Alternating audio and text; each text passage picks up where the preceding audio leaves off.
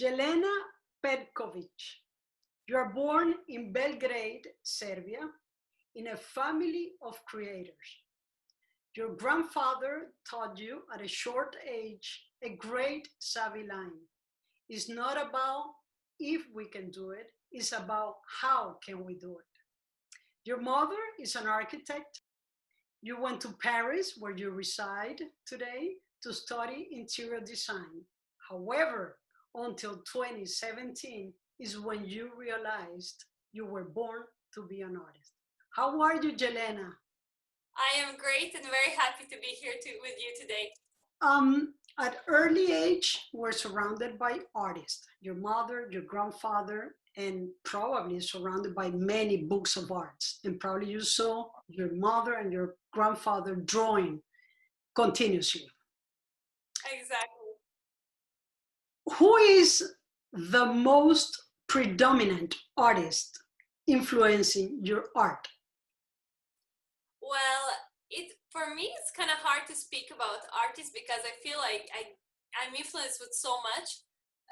But I think the one artist that influenced me the most, and it kind of influenced my love of art. And it's not really obvious in my art, but it was Van Gogh, because actually when I was a kid, I loved the strong colors, the intensive colors, as I do today. And my teachers at that moment were explaining me how I'm not really talented in painting because it's too bright, it's unrealistic.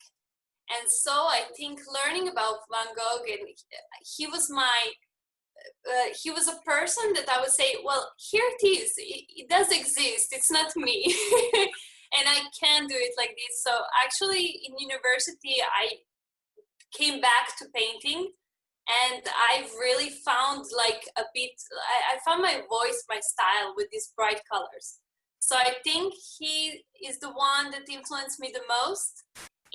That sense, it's not really maybe obvious, it doesn't look like his art, but he influenced me in that way that I understood that I can work with these intensive colors. Fantastic. You have accomplished this feminist, I call it, this feminist series of powerful and colorful women portraits. Which one of them is your self-portrait and why? Oh, well, none of them is my self-portrait, and all of them are my self-portrait. So I think it's kind of, as I said, I'm inspired by many things, and I'm inspired by my experiences of just this life and this human experience we are having. And so everything I find in it, every experience I have, all these different places and cultures and everything I see around myself, I inspired and I find myself in them. So in my portraits, I always put a little bit of myself, and I think it's impossible for an artist to not put themselves in it, but it's kind of, all my portraits are my experience of the world. So it's me mirroring in everything else. Now, you are continuously exploring, as you mentioned, religious, different cultures, rituals. However, I perceive in every single one of your paintings, colors, vibrant colors, hand and facial shapes that reminds me of Mexico muralism. Is this a conscious act? Well, not really, but I love the question, because I love when my art, I have one idea when I paint, but I love when people see something else, or they see something that I actually did not plan for. So I'm glad that it has opportunity to be different things for different people for other people to see different things in it. So I'm glad for the question, and that it actually reminds you of something that I haven't planned to be there, but if it is there, it's amazing. But were you, I guess I read in one of your bios that you had the opportunity to go to Mexico. Yes, I'm in love with Mexico completely.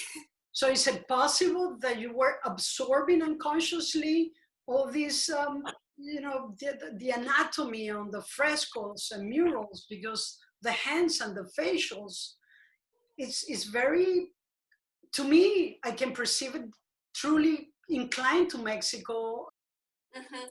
Well, for me, yeah, I mean, I really absorb a lot and I love to read about cultures. And I was in Mexico and it was absolutely amazing. I mean, that country is just explosion of inspirations. It's insane, and I really do think it's probably. I mean, I'm a big fan of the culture, and so it probably stayed in me. There is a lot of things that just sometimes, because when I paint, I'm not really planning that much, so it just goes out.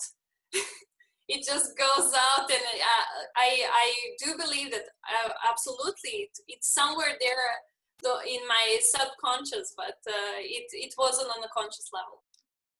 Your vibrant and colorful women are very also distinguished with a systematic geometric structure on the final composition. Is this also a way your process of painting, how it begins? Is based upon geometric forms? Yes, yes. So it starts really with the putting the body in on the canvas, so like making a composition. But then it's absolutely, I start with geometrical forms in the body and in the background. For me, I think it helps me first of all construct my ideas, put all the ideas in their space, and it's really the way I think maybe even partly it's because I studied architecture, so maybe I like the construction of things, but as well, I just love geometry. I think it helps explain better everything. And I mean, geometry is kind of in everything around us, so it's completely, it is part of Yes, all. completely agree. And also, you might have this enormous influence from your grandfather and your mother since you were a child. Absolutely. I think I was corrected when I was a kid. We will draw how I will make my room, and they will correct me in architectural way. Oh, this is not possible because architectural is like this and the construction of things. So I was always in how to construct things, and I guess it stays with me in a constructing and painting kind of. It is present in every single one of them. I love your paintings. And the final question that everybody gets, of course, is if you find the opportunity to meet with one of your favorite artists, dead or alive, who would that be? And what would it be the first question you would ask?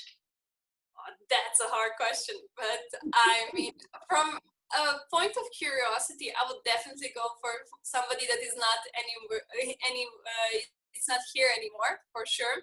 And then I was thinking maybe somebody that is not just an artist, but has a wide view of our world and everything. So I'll go maybe for classic Leonardo da Vinci. I will have. Okay. He has it all. He's completely out of the box, but I love his wide interest, and he's kind of a legend, so the curiosity is absolutely there about him. So I think that will be the person I would have to choose. And then the question, well, that is even harder, but I think I will, depends on his mood. I would ask him either to be his student, or I will ask him to tell me what he thinks is the purpose of life.